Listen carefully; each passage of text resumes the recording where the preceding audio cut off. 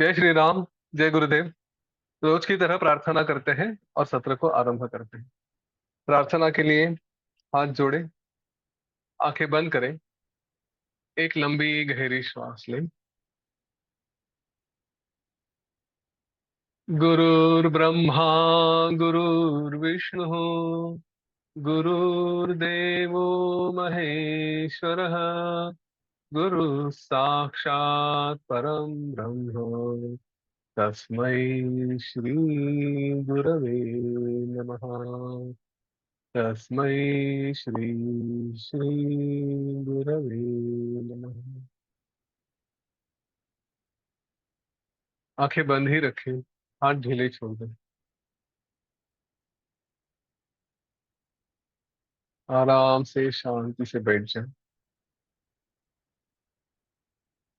सारा ध्यान अपने आप, अपने हृदय में जो अंतरात्मा है, जो भी स्वरूप उसका हम समझते हैं, चाहे महादेव का है, चाहे अपना है, उसके साथ एक हो जाए।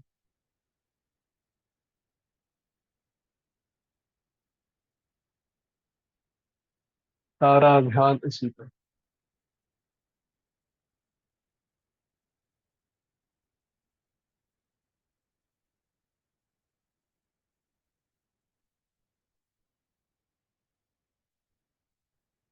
वही पूर्ण रूप है, पूर्णानंद है।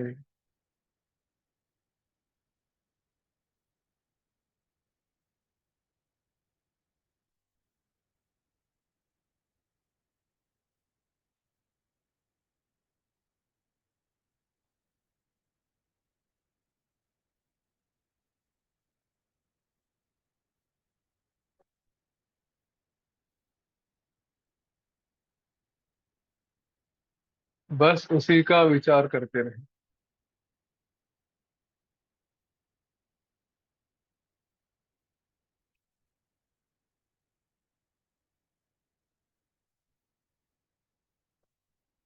वो जो स्थिर है,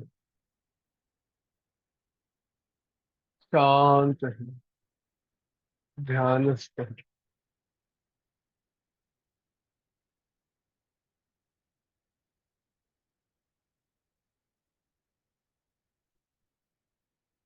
जो पत्थर के जैसे अचल है,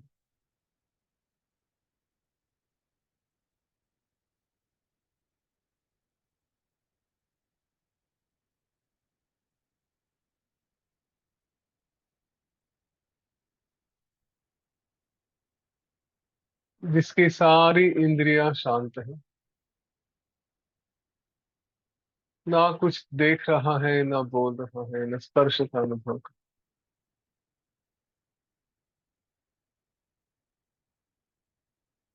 वही हमारा रूप हमारे अंदर, उसको देखते रहे।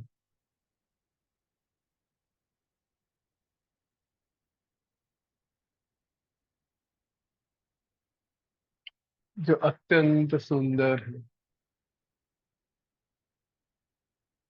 प्रसन्न है, जिसको देख कर ही आनंद हो जाता है,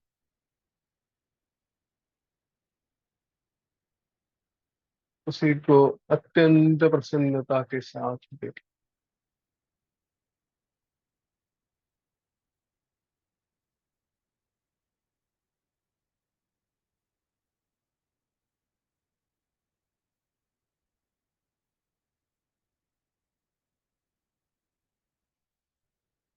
वो है तो सब जगह,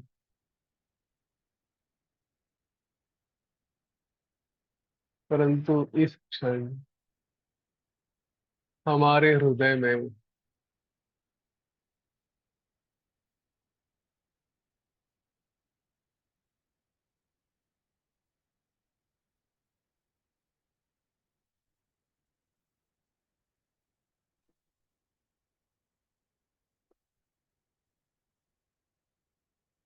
ऐसे देखे जैसे हमारी आंखें भी थम गई।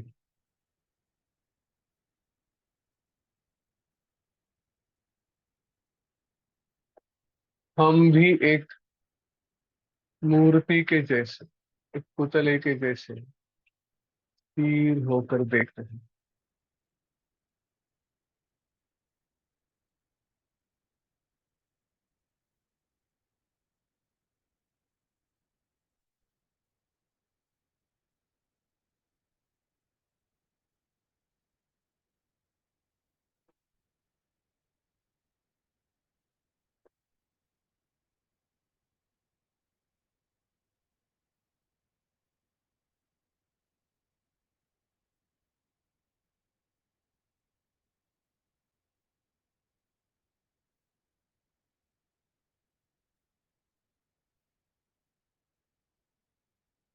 बंद आंखों से ही देख रहे हैं।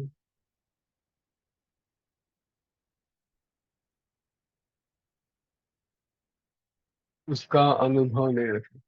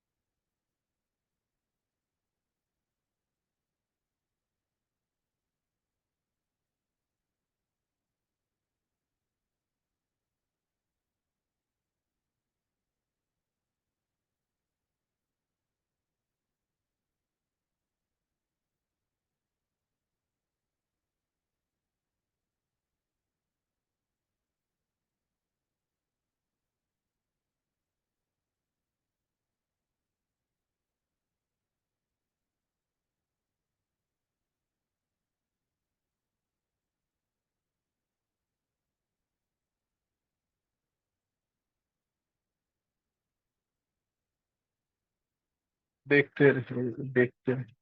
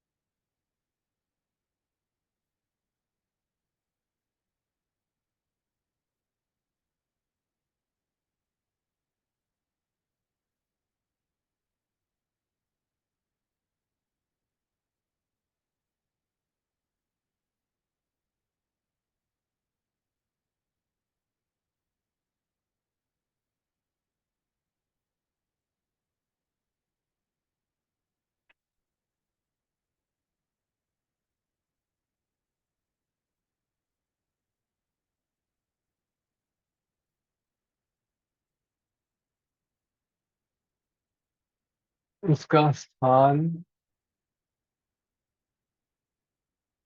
जहाँ पे अंदर आने वाली श्वास समाप्त होती है, बाहर जाने वाली श्वास शुरू होती है।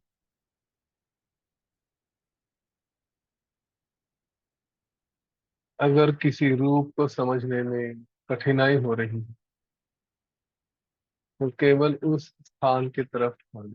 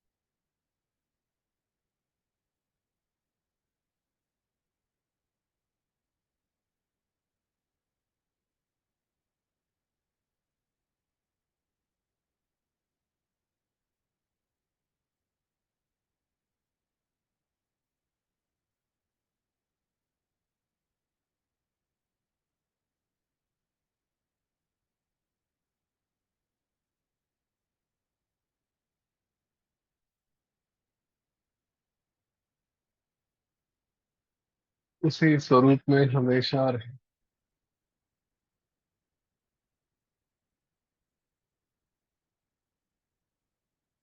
ओम गुरवे नमः। ओम शांति शांति शांति।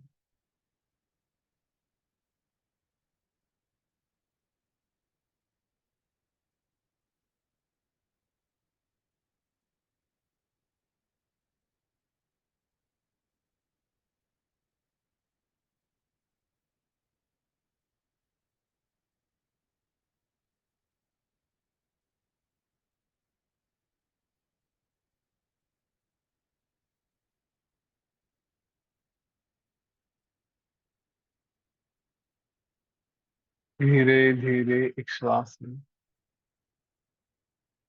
और छोड़ दें,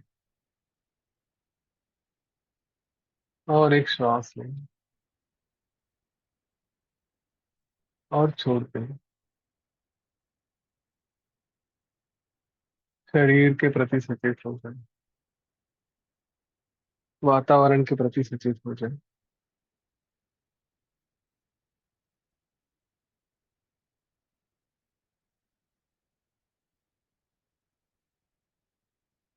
और धीरे धीरे अपना समय लेते हुए अपनी आंखें खोल दें।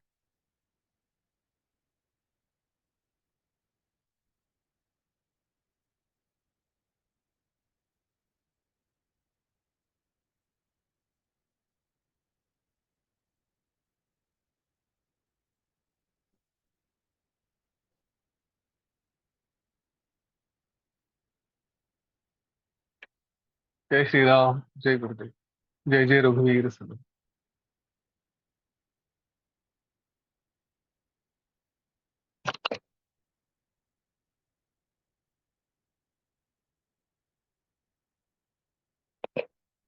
तो योग वशिष्ठ का निर्वाण प्रकरण का उत्तरार्ध चल रहा है।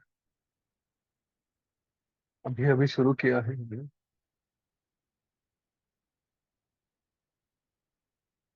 वशिष्ठ ऋषि श्री राम जी को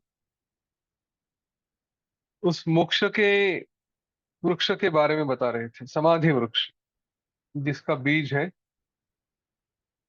क्या है, जिसका बीज वैराग्य। उस वैराग्य के बीज की कैसे रक्षा करनी चाहिए। संतोष और मुदिता, ये पति पत्नी चौकीदार, जब उसका अंकुर आ जाए तब उसको रखें और उसकी रक्षा करनी चाहिए। फिर उसमें तो पत्ते निकलते हैं, जो उन्होंने कल बताए थे, विवेक, संतोष। तो इस तरह से उस अंकुर की बात करते करते हमने कल देखा कि ये विवेक रूपी अंकुर से फिर आगे क्या होता है, उसका वर्णन वो कर रहे थे। वशिष्ठ ऋषि ने कहा कि जिसमें आत्म तत्व का स्पष्ट आविर्भाव हो, एक ही उसी की सत्यता का अनुभव रहे, आत्म स्वरूप सी स्थिति रहे, अपने आप में रहे, धीरता रहे, कोई विकल्प न रहे, निर्विकल्पता रहे, समता है, शांतता रहेगी, मैत्री, करुणा, कीर्ति, आर्यता, ये सारे गुण हैं, ये उसमें आते हैं। तो इनको क्या कहा है, ये सारी लताएं हैं। उस विवेक रूपी अंकुर से ऐसे अलग अलग लताएं निकलती हैं, बेली। और उसके पुष्प क्या है, यश के पुष्प हैं,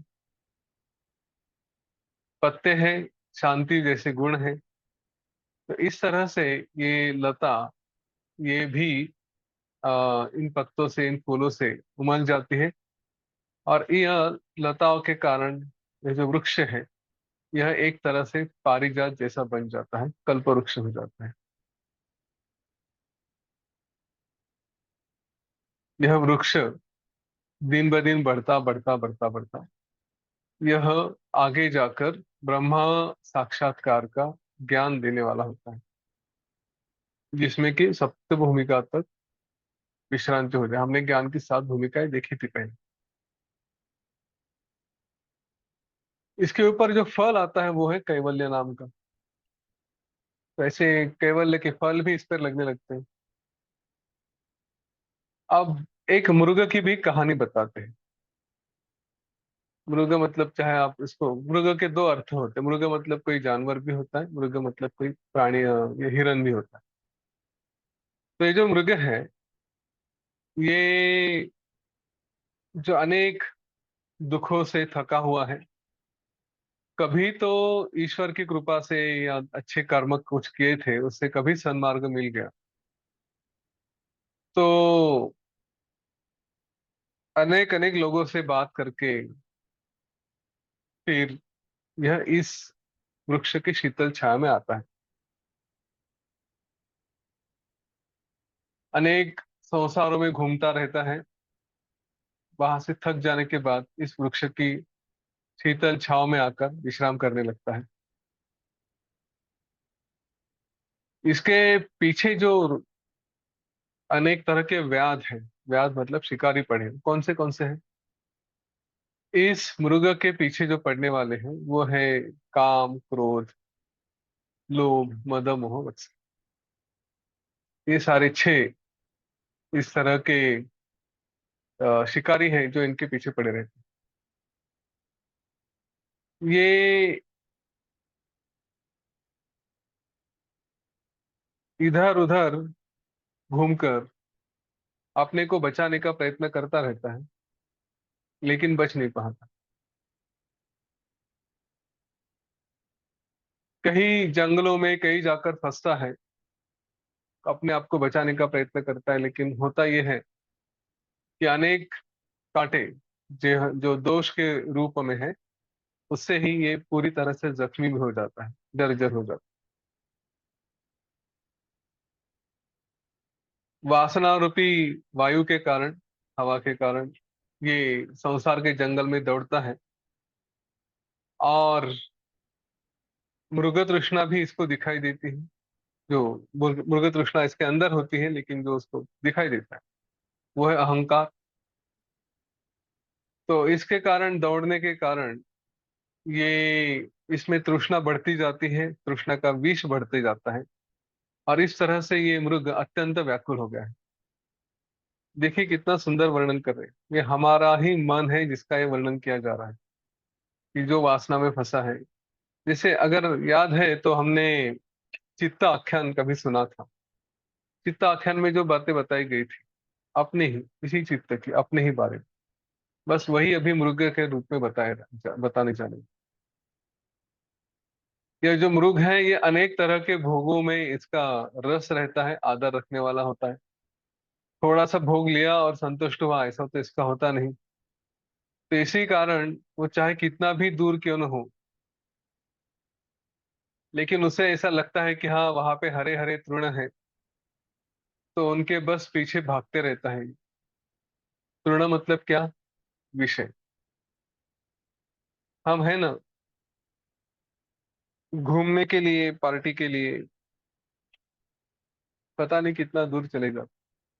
किसी ने बोला कि बड़े घर की पार्टी है, वहां पे बहुत कुछ रहेगा, पर अपने घर से 20 किलोमीटर दूर है।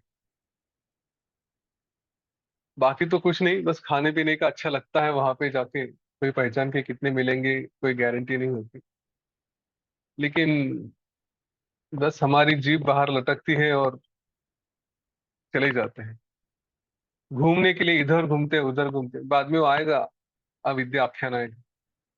ये घूमना है, वो देखना है, वो देखना है, ऐसा करते करते करते हम काफी जगह भागते रहते हैं। और ये भागने के चक्कर में पता नहीं कहाँ चले जाओ। तो ये देखो, ये उसको लगता है कि कहीं कुछ है विषयों में दूर, जो तृण के रूप में, घास के रूप में जो विषय दिखते हैं, बस उसके पीछे भागते भागते इसका खुद का शरीर जर्जर हो जाता है, थक जाता है, गल जाता है। यह मृग पुत्र, पौत्र, नाते, इनके बस चिंता ही उसको रात दिन लगी रहती है। और इसीलिए इसके ऊपर ये एक कौन से गड्ढे में जाकर गिरता है? अनर्थ रूपी गड्ढा है। अनर्थ रूपी गड्ढे का नाम है आधि भौतिक आधि दैविक और आध्यात्मिक, इस तीन तरह के तापों का गड्ढा है जिसमें जाकर ये गिरा है। अपने पास संपत्ति है, संपत्ति की लता में इसका पैर फंस गया है, और इस पैर को छुड़ाकर वो भागना चाहता है, उठकर भागना चाहता है, लेकिन फिर से लड़खड़ाकर गिर पड़ता है। इसलिए श्री रामचंद्र जी, शत्रु, चोर तथा राजा, इतना इनसे ये तुरंत पकड़कर बांध लिया जाता है। ये सब इसको खूब पीटते हैं, नाना प्रकार के दंड लगाते हैं। इस संकटों से इसका शरीर अत्यंत कुंठित हो जाता है, ये किसी काम का नहीं रहा।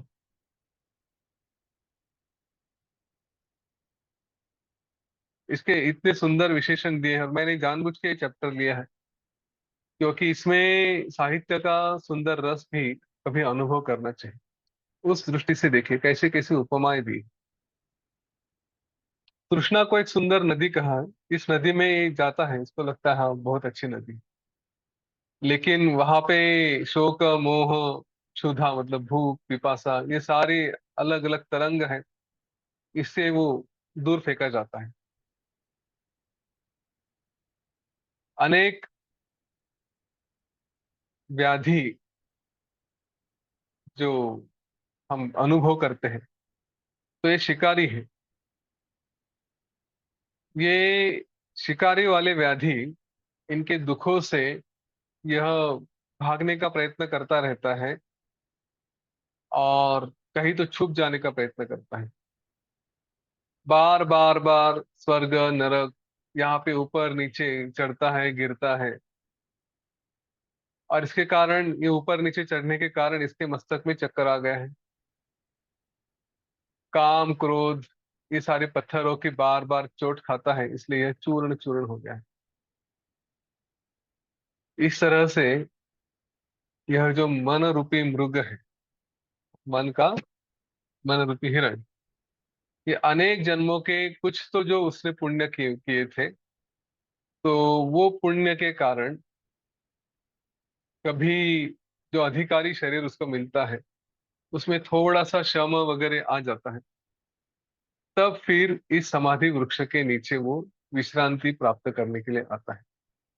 और उसे ऐसी विश्रांति मिलती है कि जैसे रात में बहुत ठंड में कोई पड़ा है और सुबह सूर्योदय होने के बाद उसको कुछ अच्छा लगता है, वैसा।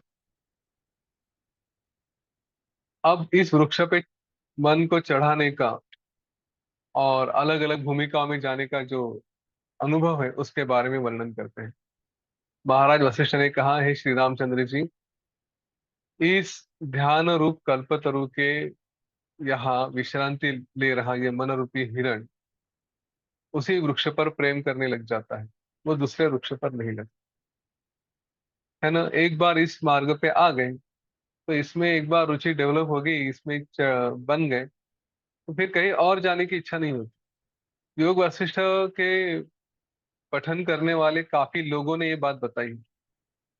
उन्होंने कहा कि ये एक बार पढ़ना चालू किया, इसके जो मन की अवस्था होने लगती है, तो 90% जो चर्चाएं होती बाकी लोगों के साथ, जो डिस्कशंस होता है, बातें होती हैं, उनमें मन लगता ही नहीं। कैसे लगेगा? वो कोई तो गॉसिप करते हैं, ज्यादातर तो किसी के बारे में निगेटिव बोलने में मजा आता है। ऐसे ऐसे बैठे हैं, बैठे बैठे शुरू हो जाते हैं, अरे वो है ना, उसका ऐसा ऐसा है। अच्छा, किसी और के बारे में बात कर भी रहे तो कम से कम उसकी तारीफ की जाए तो वो भी नहीं। हमारा स्वरूप पतनशील है, ऐसा कहा गया है। निगेटिविटी में ही हमारा रस ज्यादा होता है। तो बस ऐसी ही बात है। पर एक बार इसका अनुभव ले लिया, इस पॉजिटिविटी का, और इसमें कुछ समय तक रहे, तो फिर बाकी बातें तो एकदम ऐसे लगती है कि अरे कहाँ, वहां से भाग जाओ, निकल जाओ यहाँ से। उसमें रस नहीं लगता। इस तरह से ये जो मृग है, मन रूपी मृग, ये जब उस पेड़ के नीचे रहता है, वृक्ष के नीचे रहता है, कुछ समय के बाद वो जो ध्यान वृक्ष है, विवेक से पूर्ण है, वो इसी प्राणी में, इसी ही मृग में आत्मा स्वरूप के मोक्ष फल को धीरे धीरे धीरे धीरे पूर्ण रूप से प्रकट करता है, मतलब दिखाई देता है।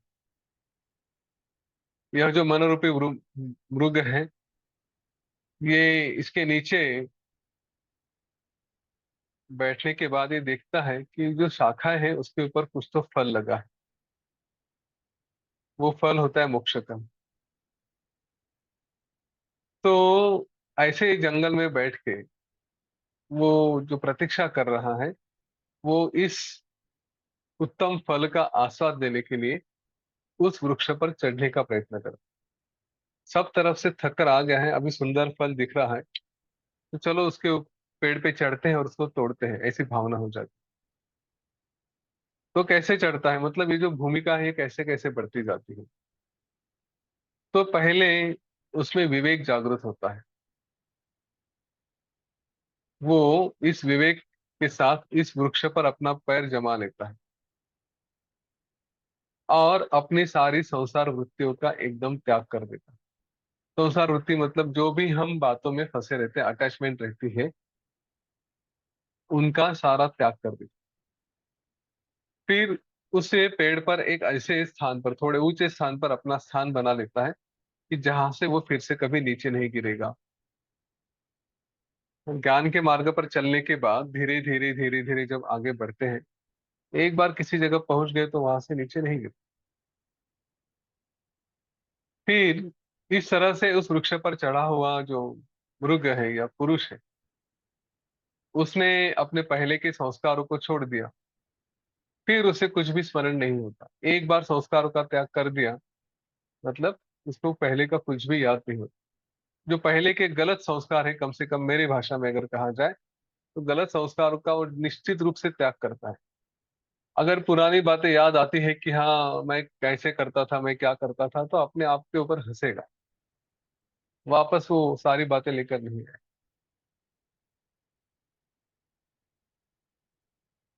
तो अपने आप को ही देखता है कि देखो मैं कैसे मूर्ख था, कितना दीन दुखी बनकर मैंने कहाँ कहाँ विषयों में फंसा, और इन विषय सुखों ने मुझे कितना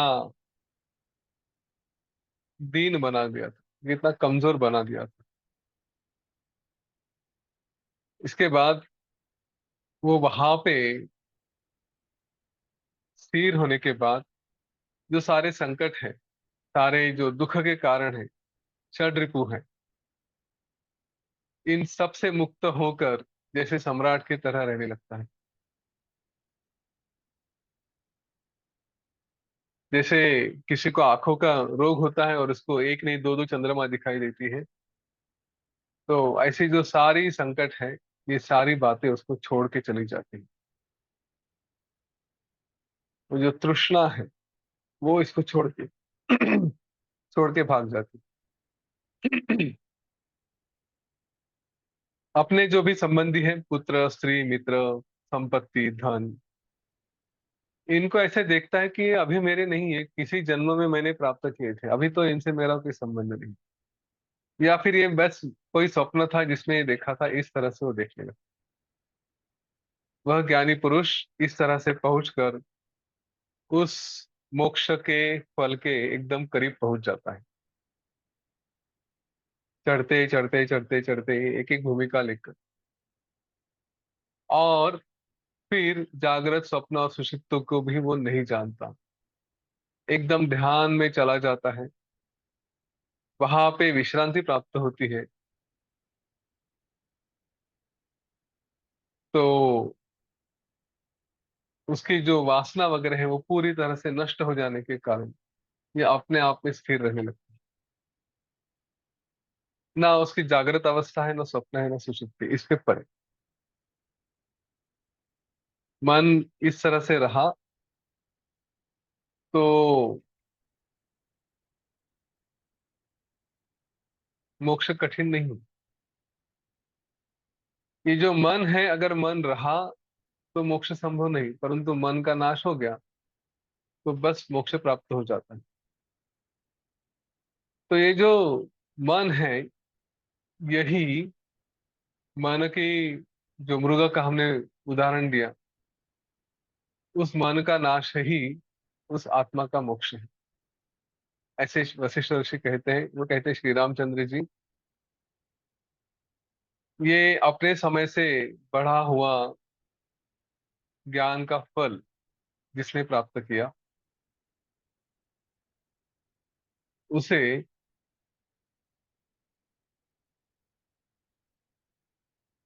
ये जो मृग है, ये इस तरह का जो फल प्राप्त करता है, उसका आस्वाद लेकर वो संसार के बंधन से मुक्त हो जाता है।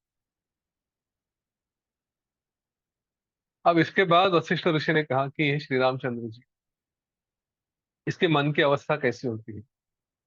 अब वास्तव में तो मन नष्ट हो गया है, तो जो अवस्था उसकी है, किसकी अवस्था कही जाए, तो जो भी है, जीव है, उसकी जो भी अवस्था कही जाए, उस अवस्था का वर्णन किया जाए। तो जब ये इसका अनुभव लेता है, ये भी आत्मरूप हो जाता है, आत्माराम रूप हो जाता है। जैसे दिए में से तेल चला गया, तो वैसे ही सारे आकर्षण विषय, इनमें जो इच्छा थी, वो सारी की सारी इच्छा तो चली जाती है। इस शरीर के रूप से ऐसा लगता था कि ये मैं कुछ हूं। चित्त का अस्तित्व जानते थे कि हाँ, अरे कुछ कर रहा है। तो वही शरीर, उसके बारे में ठीक ठाक से जान लिया, तो अभी शरीर भी निर्वाण रूप से स्थित है। और इसी कारण यह मन भी शांत हो जाता है, और इसीलिए आत्म प्रकाश का फल भी उसे प्राप्त हो जाता है। ये जो परमार्थ स्वरूप है, उसको प्राप्त करने के बाद तो मन पता नहीं कहाँ चला जाता है। उस समय ना वासना रहती है, ना कर्म रहते हैं, ना आनंद होता है, ना कुछ दुख होता है, कुछ नहीं रहता। इसका वर्णन वशिष्ठ ऋषि ने बाद में किया है। सर्वार्थ शीतलत्वेन बलाद्याने यथागतम ज्ञानाद्वीपय वैरस्यम स समाधिर्हि नेतर दृढ़म विषय वैरस्यमेव ध्यानमुदाहृतम तदेव परिपाकेन वज्रसारं भवत्यल तते तद्भोग वैतृष्ण्यम ध्यानम अंकुरितम हि तत् तदेव पीठबंधेन बद्धम भवति बंधु। ये सारा वर्णन यहाँ पे है। संपूर्ण अर्थों की शांति देने वाली इस ध्यान दशा जो प्राप्त हुई है, इसमें जबरदस्ती विषयों के भीतर जो वैराग्य आ जाता है, वही समाधि। मतलब विषयों के तरफ जिस दृष्टि से देखते हैं, कि अभी उसके तरफ ही वैराग्य। हमेशा ये हमने सूत्र देखा है, हमारा आत्म तत्व का अभ्यास और विषयों के लिए वैराग्य। बस ऐसी स्थिति में वो समाधि है, दूसरा कोई उसका वर्णन नहीं होगा। जिसमें राग वगैरह है, ऐसे चित्त में तो किसी की समाधि नहीं देखी जा। तो जहाँ पे विषयों के प्रति वैराग्य आ चुका है, कि राग है मतलब अटैचमेंट है, राग चला गया, तो समाधि की अवस्था की तरफ जा सकते हैं। ऐसे ही जो ध्यान की स्थिति है, वो केवल विषयों में विरक्ति होने से ही आ सकती है, वरना नहीं आ सकती। विषयों से दृढ़ जो वैराग्य है, उसे ही ध्यान कहा गया है।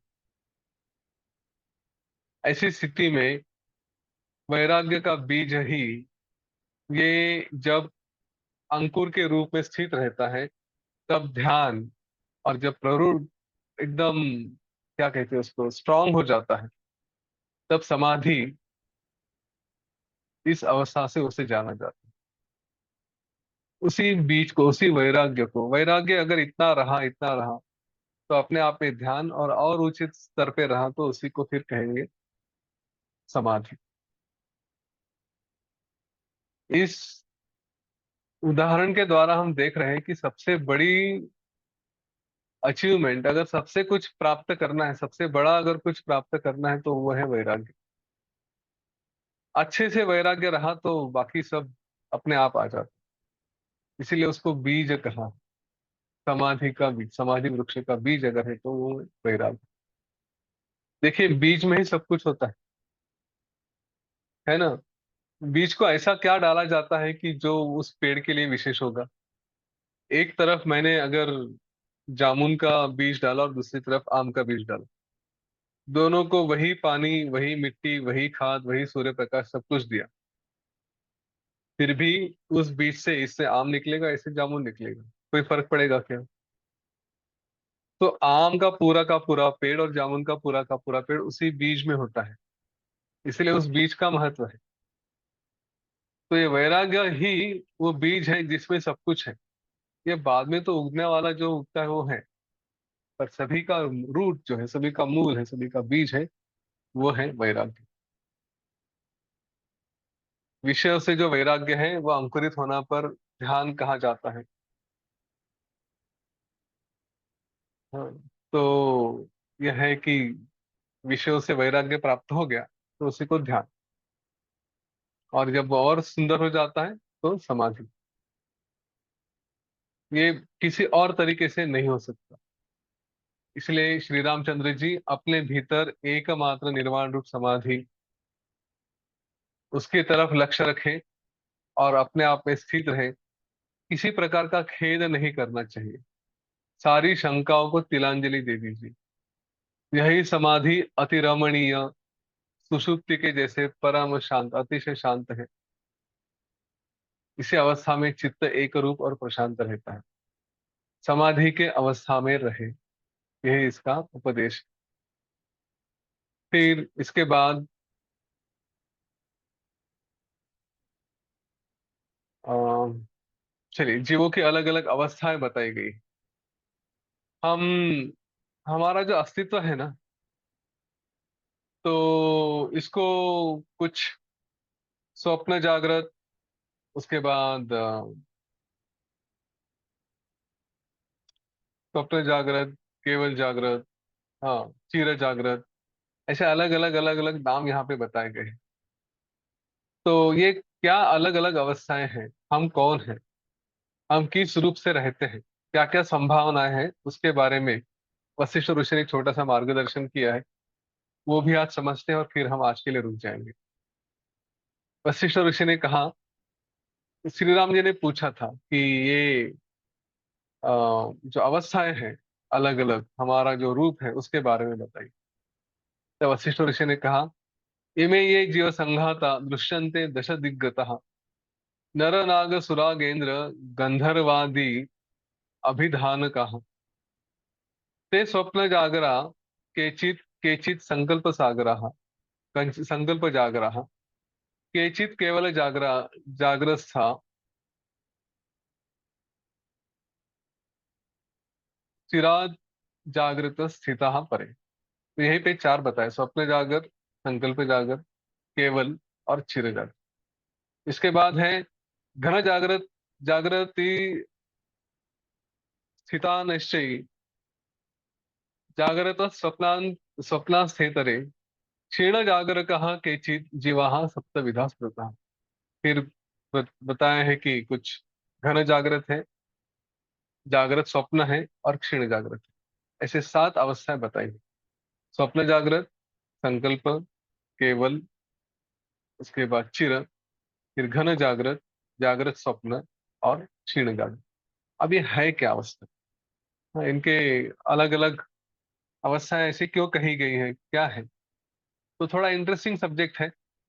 इससे कुछ फायदा होगा ऐसी बात नहीं है, पर एक हमारी रुचि होती है ना कि किस तरह से हमारा अस्तित्व है, हम क्या है।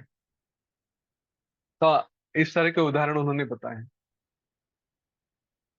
वशिष्ठ ऋषि ने कहा कि जैसे समुद्र के साथ अलग अलग रूप है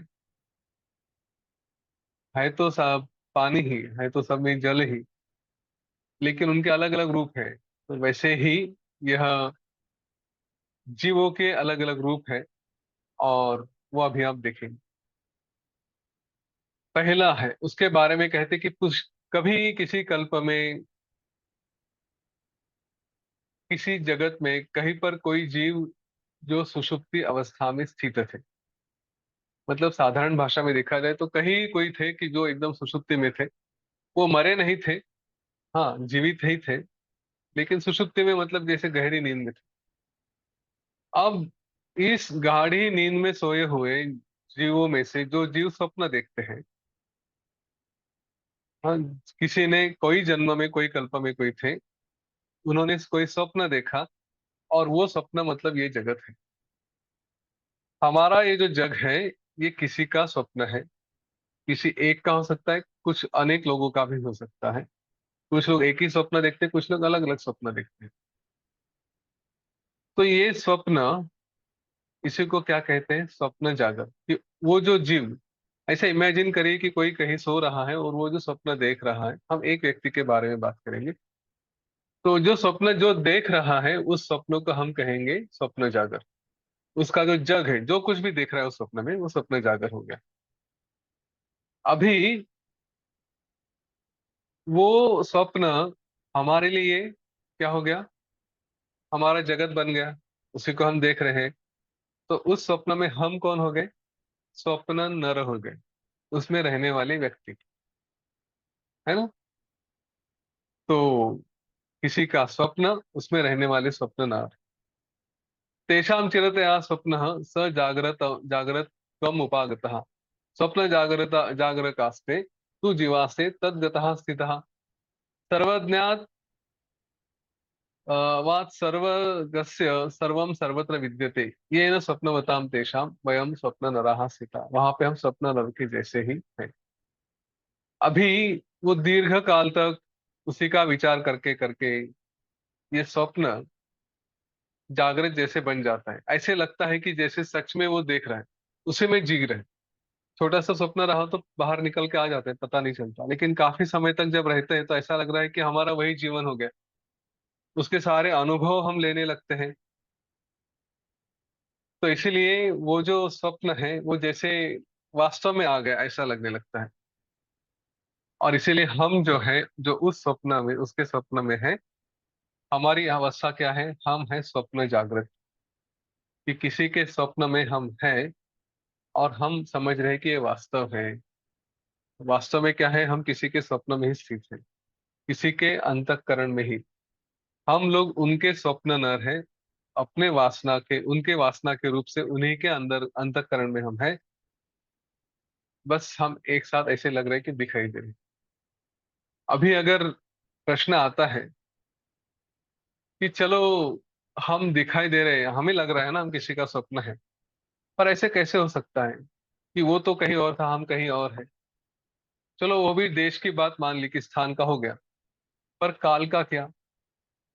क्योंकि जो भूतकाल की वस्तु है, वो कहीं कुछ देख रहा था, हाँ, वो भी वर्तमान काल में कैसे रह सकती है। एक साथ ही दोनों बातें कैसे आएगी। यदि भिन्न भिन्न काल की वस्तु की स्थिति एक काल में मानी जाए, तो सभी कल्प तो एक ही होंगे। और फिर उसमें अंतर कैसे करेंगे। श्री राम जी ने पूछा कि उसका जो स्वामी है, जो अपना देख रहा है, तो उसने जन्म किया, उसके बाद उसने सब कुछ देखा। तो जब उसका शरीर नष्ट हो गया, तो उसके साथ तो हम भी नष्ट हो जानी चाहिए।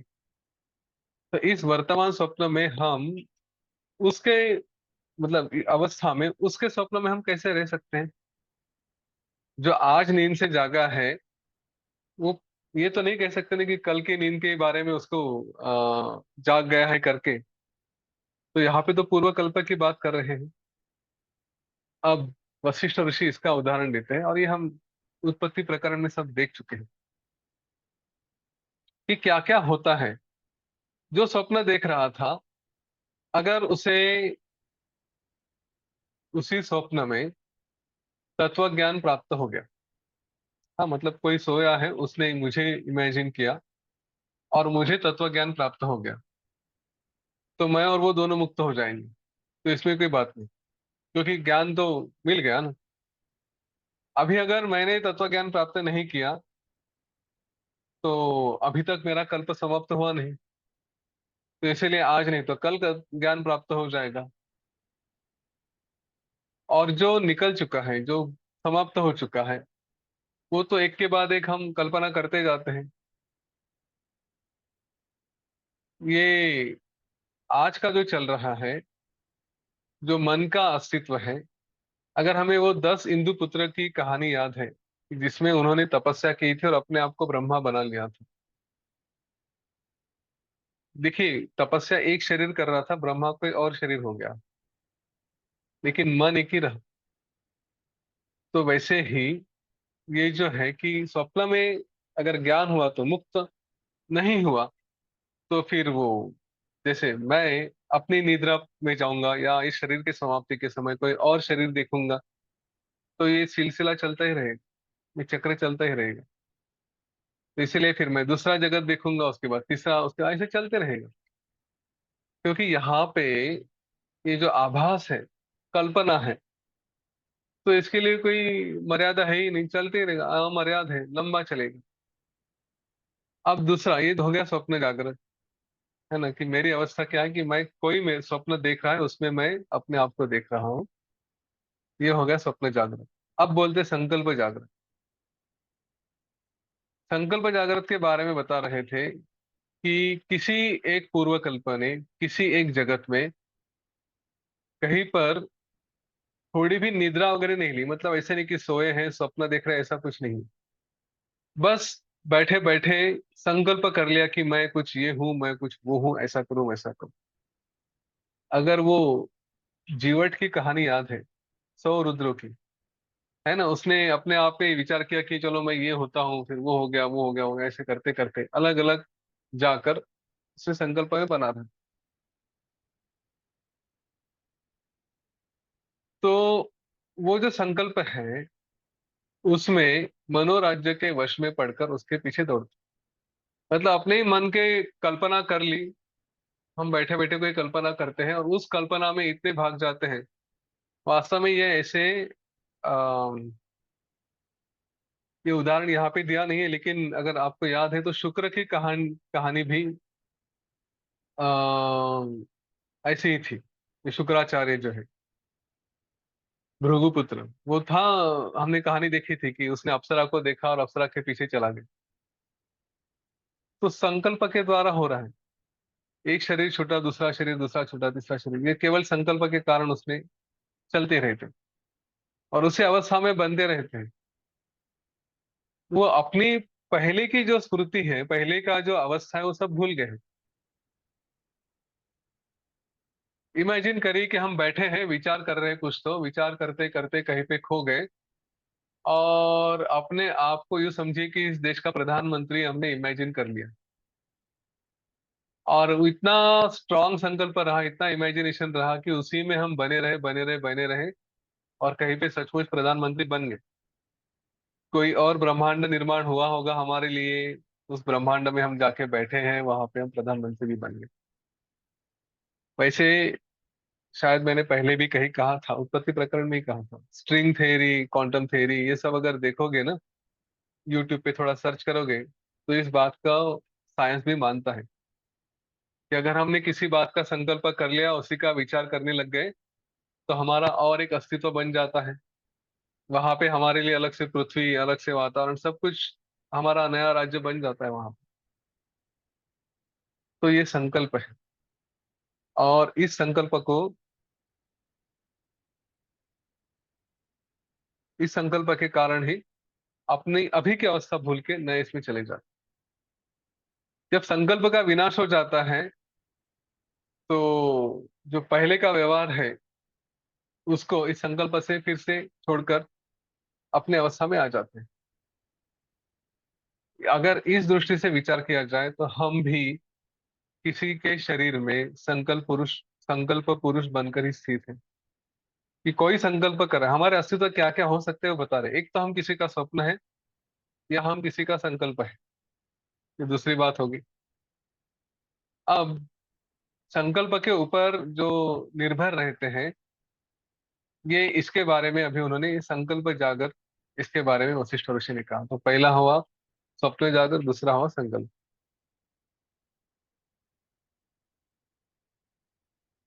अब तीसरा है केवल जागर, उसके बारे में बताते हैं।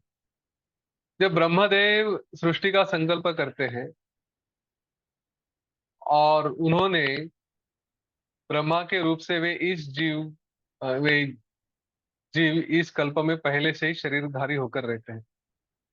उस जन्म में ना वो किसी का स्वप्न होते ना किसी का संकल्प होते, वो इसीलिए केवल जागर कहते हैं। क्योंकि वे उसके पहले उनकी कोई उत्पत्ति वगैरह नहीं थी, कोई स्वप्न नहीं था और कोई पहले के संस्कार भी नहीं थे। तो इसीलिए इस कल्प में वो केवल अभी है, तो इनका वो केवल केवल जागर ऐसा स्वरूप हो गया। अब ये जो आए हैं केवल जागर, ये इसके बाद अनेक अनेक जन्म जन्म परंपरा लेते हैं और फिर ये अलग अलग जागृत स्वप्न और सुषुप्ति में घूमते रहते हैं। तब उनको चिर जागर कहा जाता है। अब यहाँ पे ऐसा विषय है कि क्या हम चिर जागर भी हैं, क्या स्वप्न जागर और क्या संकल्प जागर चिर जागर भी कहे जा सकते हैं? क्योंकि केवल जागर तो ठीक है, पहली ही अवस्था है। तो इसका उत्तर हाँ भी और नहीं भी है। क्योंकि वास्तव में तो चिर जागर ही रहेंगे, क्योंकि एक बार जो पहले निर्माण हुए हैं वही आगे बढ़ते जा रहे हैं। तो वो कोई स्वप्न के माध्यम से बढ़ रहा है, कोई संकल्प के माध्यम से बढ़ रहा है। तो इसलिए इनको चिर जागर कहा जा सकता है। तो चार प्रकार हो गए अभी: स्वप्न जागर, संकल्प, केवल और चिर, जो बार बार हो रहा है। पांचवा प्रकार बताते हैं कि जिसने कुछ पाप किए हैं, जिसके कुछ दुष्कर्म है, और इसीलिए वो जड़ स्थावर होकर जागृत अवस्था में है, लेकिन पूरा घना अज्ञान उसके कारण ये चिर जागर जीव ही फिर घन जागृत कहे जाते हैं। मतलब कैसे है कि जैसे पर्वत है, पेड़ है, बड़े बड़े पत्थर है, वो स्थावर रूप में है, तो इसलिए उनको घन जागृत कहते हैं। लेकिन उनमें भी स्वप्न देखकर वो मनुष्य का भी विचार हो सकता है। मतलब किसी पेड़ ने या पर्वत ने स्वप्न देखा अपने ही अंदर, क्योंकि वो जागृत अवस्था में है। उस वो देखिए, वो मरा हुआ नहीं है, जागृत है उसकी अवस्था। और वो अपने आप में विचार करता है, बाहर व्यक्त नहीं कर सकता, अपने आप में विचार करता है और अपने को कोई मनुष्य बनकर देख सकता है, संभव है। तो इसीलिए उसको भी जागृत कहा गया है, घन जागृत कहा गया। ये हुई पांचवी अवस्था। इसके बाद सत्संग के द्वारा उपदेश प्राप्त करके, शास्त्र का अनुभव लेकर, शास्त्र का अभ्यास करके, जो इस जागृत अवस्था को स्वप्न के जैसे देखता है, वो जागृत स्वप्न कहलाता है। मतलब मैं बहुत अतिशयोक्ति नहीं करूंगा, एग्जैगरेशन नहीं करूंगा, लेकिन आप जैसे जो लोग हैं, जो इतना बार बार योग वशिष्ठ पढ़कर ये समझ चुके हैं कि ये भी स्वप्न है, तो अभी हमारी अवस्था, आपकी अवस्था जागृत स्वप्न है। जो नहीं है, जो इसको नहीं जानते, उनके लिए स्वप्न जागृत है। किसी का स्वप्न हम देख रहे हैं, हमें मालूम नहीं हम किसी का स्वप्न देख रहे हैं करके, इसलिए हम स्वप्न जागृत पहली अवस्था। और जब हमें पता चल गया कि हाँ हम किसी का स्वप्न देख रहे हैं, तो हमारी अवस्था क्या होगी? जागृत स्वप्न। अभी हम अलर्ट है कि हम किसी का स्वप्न है करके। इसलिए अवस्था उल्टी, पहली और छठी अवस्था एकदम एक दूसरे से उल्टी। पहली अवस्था में पता ही नहीं कि हम किसी का स्वप्न है, इसलिए हम स्वप्नमय हो गए।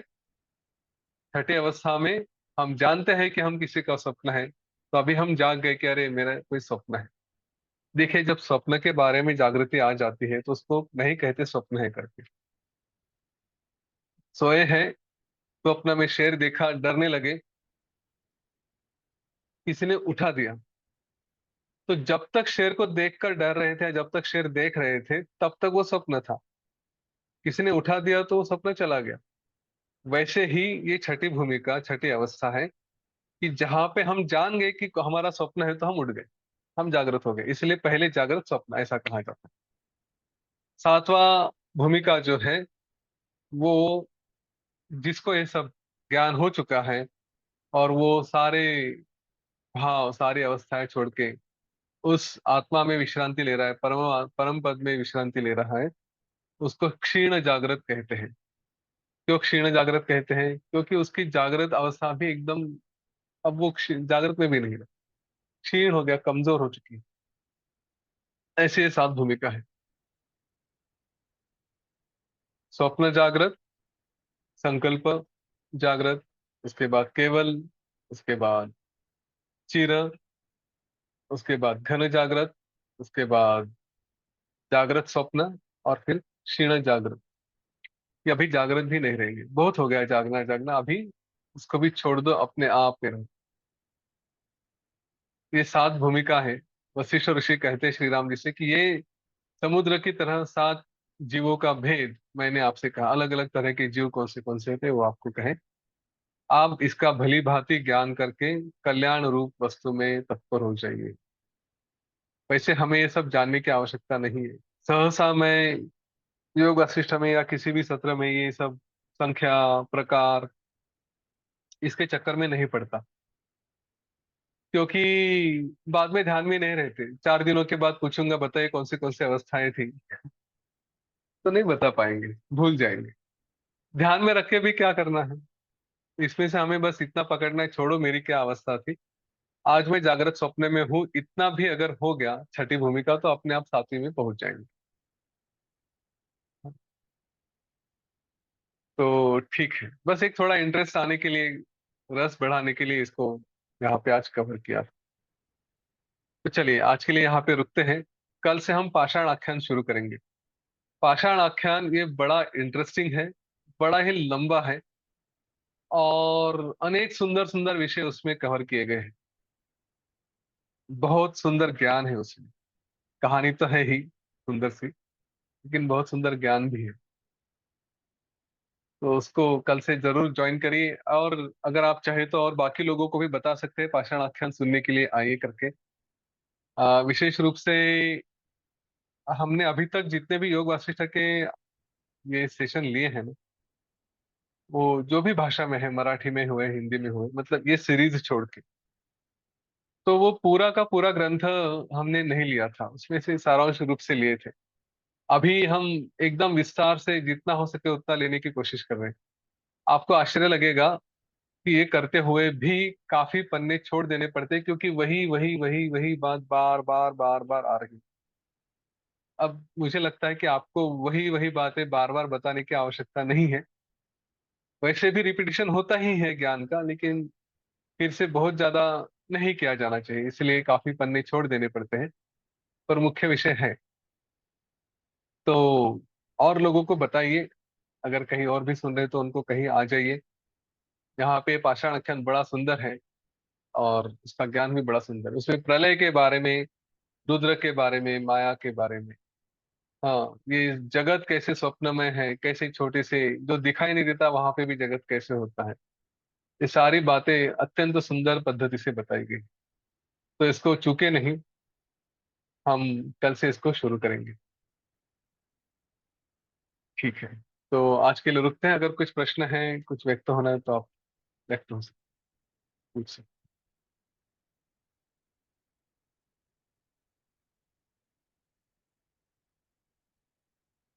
चलिए, कुछ नहीं है तो कोई बात नहीं, हम कल मिलते हैं। सबके कल्याण के लिए प्रार्थना करेंगे। आंखें बंद कर लें, एक लंबी गहरी श्वास लें। लोका समस्ता सुखिनो भवन्तु। लोका समस्ता सुखिनो भवन्तु।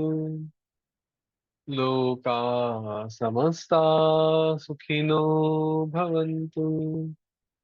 ओम शांति, शांति, शांति। सकलमंगलं भवतु।